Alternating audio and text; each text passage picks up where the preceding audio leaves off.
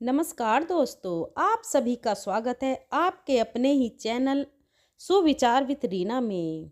आज सुनिए चौथ माता की कहानी। प्राचीन कथा के अनुसार एक बार एक सेठ सेठानी थे। उनके एक बेटा और बहू भी थे। बहू सबको भोजन कराकर फिर स्वयं भोजन करा करती थी। उनकी एक पड़ोसन ऐसी भी थी जो रोज बहू से पूछती कि बहू आज क्या बनाया खाया है। बहू कहती ठंडो बासी एक दिन। उसके पति ने ऐसा सुनकर विचार किया, आज तो पकवान बनाए जाएं, फिर देखें मेरी पत्नी क्या कहती है। उसने तरह तरह के पकवान बनवाए और घर के सभी लोगों ने एक साथ बैठकर भोजन किया। आज भी पड़ोसन ने पूछा तो बहू ने वही कहा, ठंडो बासी। सेठ के लड़के ने सोचा, हो ना हो कोई बात जरूर है जिस कारण मेरी पत्नी ऐसा कहती है। फिर उसने अपनी पत्नी से पूछा, तुम रोज ठंडो बासी खायो, ऐसा क्यों कहती हो, जबकि हम सब ने तो एक साथ बैठकर कई तरह के पकवान खाए थे। तब उस पत्नी बोली, हम सब जो खा रहे हैं वह हमारे बाप दादाओं की कमाई है। जिस दिन आप कमा कर लाओगे उस दिन मैं समझूंगी कि हम ताज़ा भोजन कर रहे हैं। सेठ के लड़के ने इस बात पर खूब विचार किया। फिर एक दिन अपनी माँ से बोला, माँ मैं एक बड़े शहर में पैसे कमाने जा रहा हूँ। माँ बोली, बेटा हमारे पास तो इतना धन है कि खाए नहीं खाया जाएगा। माँ के मना करने पर भी बेटे ने खुद कमाने का निश्चय कर लिया और जाते समय अपनी पत्नी से बोला कि मैं जब तक कमा कर बहुत सारा धन लेकर वापस ना लौट आऊं, तुम चूल्हे की आग मत बुझने देना। और फिर एक दिन चूल्हे की आग बुझ गई। तब वह मनी मन घबरा कर लगी कि कहीं मेरे पति पर कोई संकट तो नहीं आ गया है। वह जल्दी से पड़ोसन से आग लाकर चूल्हे की आग जला दूं, ऐसा सोचकर वह पड़ोस में गई। वहां पड़ोसन चौथ माता का व्रत पूजन कर रही थी। पड़ोसन ने कहा, बहन थोड़ी देर में आकर ले जाना। बहू ने पड़ोसन से पूछा कि आप यह व्रत क्यों करती हो, इससे क्या मिलता है। पड़ोसन बोली, चौथ माता के इस व्रत को करने से अन्न लक्ष्मी मिले और अपनी मनोकामना भी पूरी होती है। अब बहू भी चौथ माता का व्रत करने लगी। दीवार पर चौथ माता बनाई और उस दिन घी गुड़ का चूरमा बनाकर रात को चंद्रमा को अर्घ देकर भोजन करती। ऐसा करते समय उसे बहुत दिन बीत गए। उधर चौथ माता ने बहू के पति को सपने में दर्शन दिए कि साहूकार के बेटे तू जाग रहा है कि सो रहा है, तेरी पत्नी तुझे बहुत याद कर रही है, जा घर जा और उसकी चिंता मिटा दे। तू दुकान खोलकर कंकु केसर का पंगलिया बनाकर बैठ जाना, आज तेरा सारा हिसाब किताब चुकता हो जाएगा। अब तो चौथ माता ने जैसा कहा था वैसा ही हुआ। उसने घर जाने की तैयारी की और गाड़ी भरकर धन दौलत लेकर चल पड़ा। रास्ते में एक बड़ा सा काला नाग फन फैलाए बैठ गया और बोला, आज तो मैं तुझे डस लूंगा, छोड़ूंगा नहीं, तेरी उम्र पूरी हो गई है। सेठ का लड़का बोला, आज चौथ माता ने मुझे सपना दिया, या तो मैं अपनी पत्नी से मिलने घर जा रहा हूँ, वहाँ मेरी पत्नी मेरा इंतजार कर रही होगी, बहुत चिंता कर रही होगी, मैं उससे मिलकर जरूर वापस आ जाऊंगा, तब तू मुझे डस लेना। नाग बोला, तुम अगर शपथ लेकर जाओ तो मैं तुम्हें जाने दूंगा, अगर तुम लौट कर नहीं आए तो मैं तुम्हारे घर पर आकर तुम्हें डस लूंगा। इस प्रकार साहूकार का वह बेटा सांप को वचन देकर अपने घर पहुंच गया। वहां सभी से हंसी खुशी से मिला और भोजन करके फिर एक कोने में उदास होकर बैठ गया। उसकी पत्नी ने उदासी का कारण पूछा तो पति ने काले नाग वाली बात बताते हुए कहा, अगर मैं उसके पास नहीं जाऊंगा तो वह घर आकर ही मुझे डस लेगा। पत्नी बहुत चतुर थी, बोली, आप घबराओ नहीं, लेट जाओ, मैं एक उपाय करती हूँ। पत्नी ने कमरे की 7 पेढ़ी धोई। पहली पेढ़ी पर तेल, दूसरी पर इत्र, तीसरी पर गुलाल फूल, चौथी पर कंकु केसर, 5वीं पर लड्डू पेठा, छठी पर गादी गलीचा और 7वीं पेढ़ी पर दूध से भरकर कटोरा रख दिया।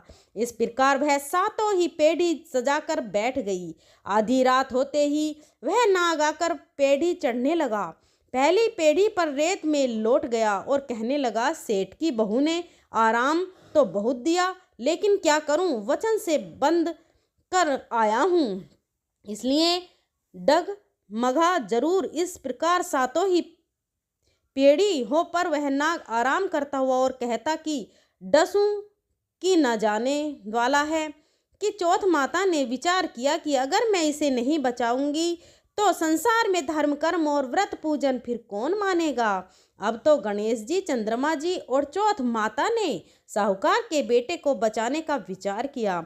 चंद्रमा जी ने उजाला कर दिया, चौथ माता ढाल बन गई और गणेश जी ने तलवार लेकर नाग को मार दिया और ढाल से ढक दिया।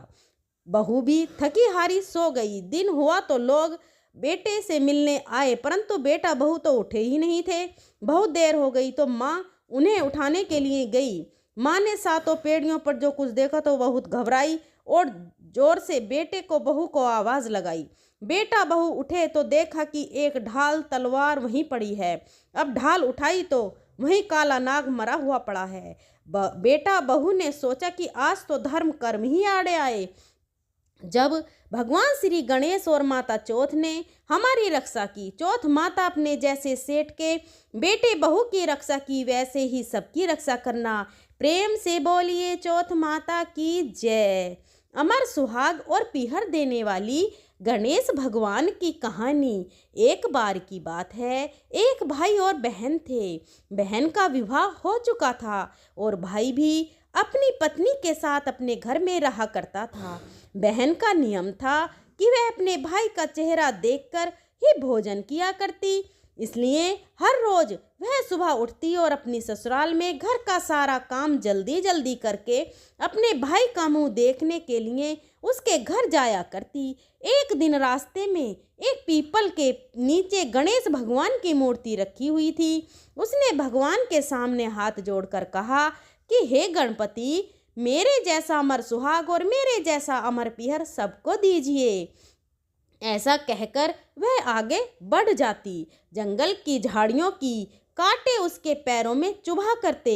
एक दिन वह अपने भाई के घर पहुंची तो उदास होकर भाई का मुंह देखकर बैठ गई। भाई ने पूछा, तुम्हारे पैरों में क्या हो गया है? यह सुनकर उसने भाभी को जवाब दिया कि भाभी, रास्ते में जंगल की झाड़ियों के गिरे हुए कांटे मेरे पाँव में चुभ गए हैं। सुनकर लड़की की भाभी ने अपने पति से कहा कि सुनिए, अपनी बहन, आपकी बहन जब आती है तो रास्ते में झाड़ियों के गिरे हुए कांटे उनके पैरों में चुभ जाते हैं, आप रास्ते को साफ करवा दो। भाई ने तब कुल्हाड़ी लेकर सारी झाड़ियों को काटकर रास्ता साफ कर दिया। सारे कांटे भी हटा दिए। सफाई के कारण भगवान गणेश जी की मूर्ति का वह स्थान भी वहां से हट गया।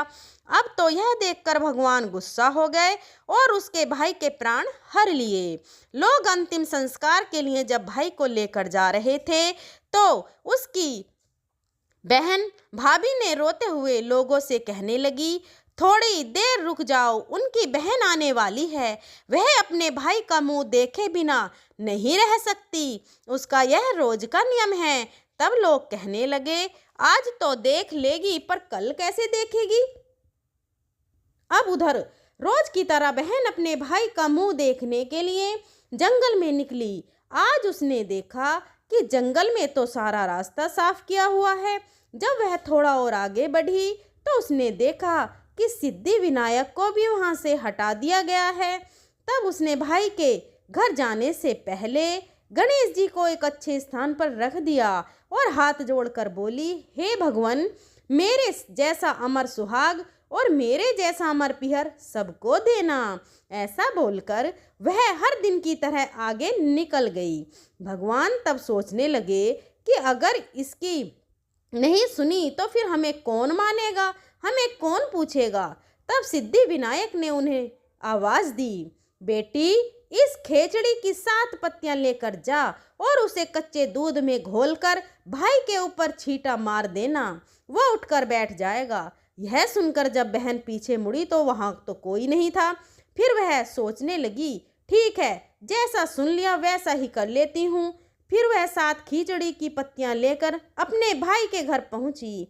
वहाँ उसने देखा कि कई लोग बैठे हुए हैं, भाभी बैठी रो रही है और सामने ही भाई का शव रखा है। तब उसने पत्तियों को बताए हुए नियम के अनुसार भाई के ऊपर इस्तेमाल किया। भाई तुरंत उठकर बैठ गया। फिर भाई बहन से बोला कि मुझे बहुत ही गहरी नींद आ गई थी। तब बहन बोली कि ऐसी नींद तो किसी दुश्मन को भी ना आए, और उसने अपनी सारी बात अपने भाई को बता दी। मान्यताओं के अनुसार यह है गणेश भगवान की कहानी, जिसे सुनने पर भगवान गणेश की कृपा प्राप्त होती है। एक बार गणेश भगवान एक छोटे से बालक का रूप धरकर चिमटी में चावल और चमचे में दूध लेकर धरती लोक पर आए, और वहां आने पर वह गांव में गए, जहां पर हर किसी से कह रहे थे कि कोई मेरी खीर बना दो, कोई मेरी खीर बना दो। एक बूढ़ी माई बैठी हुई थी, उन्होंने कहा, ला मैं बना दूं। अब वह छोटा सा बर्तन चूल्हे पर चढ़ाने लगी। तब गणेश जी ने कहा, दादी माँ, छोटी सी भगवानी मत चढ़ाओ, अपने घर में, आपके घर में जो सबसे बड़ा बर्तन हो वही चढ़ा दो। बूढ़ी माई ने बालक का मन रखने के लिए वही किया। वह घर के भीतर गई और घर का सबसे बड़ा भगोना लाकर चूल्हे पर चढ़ा दिया। वह देखती रह गई कि उसमें जो थोड़े से चावल उस बड़े बर्तन में उन्होंने डाले थे वह तो पूरा का पूरा भर गया। अब गणेश जी ने कहा, दादी माँ, मैं नहा कर आता हूँ, तब तक खीर तैयार हो जाएगी। खीर तैयार हो गई तो बूढ़ी माई के पोते पोती खीर खाने के लिए रोने लगे। बूढ़ी माई जब भी कुछ बनाती तो बिना गणेश भगवान को भोग लगाए कुछ नहीं खाती, ना ही किसी और को खाने देती थी। तब उन्होंने मन ही मन कहा, गणेशी तेरे भोग लगे। ऐसा कहकर उन्होंने चूल्हे में थोड़ी सी खीर डाली और कटोरी भरकर खीर बच्चों को दे दी। बूढ़ी माई की पड़ोसन ऊपर से देख रही थी, तो बूढ़ी माई ने सोचा यह तो उस बालक से चुगली कर देगी, तो एक कटोरा भरकर उन्होंने उस पड़ोसन को भी पकड़ा दिया। बूढ़ी माई की बहू ने चुपके से एक कटोरा खीर खाया और कटोरी चक्की के नीचे छुपा दिया। अभी भी गणेश जी नहीं आए थे। बूढ़ी माई को भी भूख लग रही थी, तो उन्होंने भी एक कटोरा खीर का भरकर किवाड़ के पीछे बैठकर एक बार फिर कहा, गणेश जी, आपको भोग लगे। ऐसा कहकर भोजन करना शुरू कर दिया और खीर भी खा ली। तब तक गणेश जी आ गए, तो बूढ़ी माई ने कहा, अरे गणेश, खीर खा ले, मैं तो तेरी ही राह देख रही थी। गणेश जी ने कहा, दादी माँ, मैंने तो पहले ही खीर खा ली। बूढ़ी माई ने कहा, खीर खा ली? अरे कब खाई? तू तो यहाँ था ही नहीं। गणेश जी ने कहा, जब तुम्हारे पोता पोती ने खीर खाई तब खाई थी, जब तुम्हारी पड़ोसन ने खाई तब खाई, और जब तुम्हारी बहू ने खाई तब भी मैंने खाई। अब तुमने खाई तो मेरा तो पूरा पेट ही भर गया। बूढ़ी माई ने कहा, बेटा, और सारी बात तो सच है, पर बहू बिचारी का नाम मत लो। वो तो सुबह से काम में लगी हुई है, फिर भला उसने खीर कब खाई? तब गणेश जी ने कहा, अरे दादी, चक्की के नीचे देखो तो झूठा कटोरा पड़ा है, और तुमने तो मुझे भोग लगाया, लेकिन तुम्हारी बहू तो वैसे ही खा गई। बूढ़ी माई ने कहा, अच्छा बेटा, घर की बात है, घर में ही रहने दो। अब बताओ तो जरा, यह बची हुई खीर का मैं क्या करूं? तो गणेश जी ने कहा, नगरी जिमा दो। पूरी तो बूढ़ी दादी ने पूरी नगरी जिमा दी, फिर भी खीर का बर्तन पूरा भरा ही था।